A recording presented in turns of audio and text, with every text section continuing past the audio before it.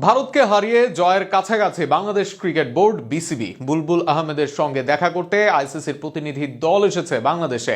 নিজেদের অবস্থান স্পষ্ট, কোনোভাবেই ভারতে খেলবে না টাইগাররা, জানিয়ে দিয়েছেন দেশের ক্রীড়া ও আইন উপদেষ্টা আসিফ নজরুল। আরও শুনুন প্রতিবেদনে।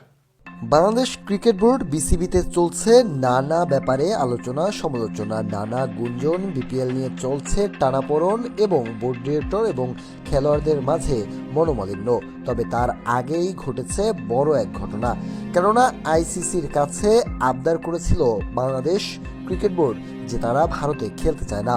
ভারতীয় ক্রিকেট বোর্ড বিশ্বের সবচেয়ে ক্ষমতাধর বোর্ড।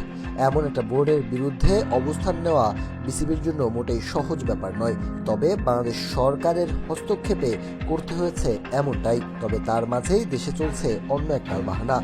এবার জানা গিয়েছে আইসিসি থেকে সেই ব্যাপারে একটি প্রতিনিধি দলও বাংলাদেশে এসেছে।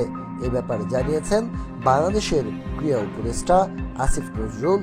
পাশাপাশি তিনি জানিয়েছেন ভারতে কোনোভাবেই খেলতে যাবে না বাংলাদেশ। এক্ষেত্রে অনড় থাকবে বাংলাদেশের অবস্থান। সাংবাদিকদের তিনি বলেন, আমরা আমাদের অবস্থান থেকে সরে আসার কোনো সুযোগ নেই। উপদেষ্টা আসিফ নজরুল স্পষ্ট করে জানান, বাংলাদেশ টি-20 বিশ্বকাপে অংশ নিতে চায়, তবে তা ভারতের বাইরে। তিনি বলেন, আমরা প্রচণ্ডভাবে বিশ্বকাপ ক্রিকেট খেলতে চাই, সেটা আমরা শ্রীলঙ্কাতেই খেলতে চাই এবং এটা আয়োজন করা অসম্ভব না বলে আমরা দৃঢ়ভাবে বিশ্বাস করি। এ বিষয়ে আলোচনা করতে আইসিসির একটি প্রতিনিধি দল ইতিমধ্যেই ঢাকা এসেছে। মূলত ভারত ও বাংলাদেশের মধ্যে এমন কোনো সমস্যা ছিল না ক্রিকেটের।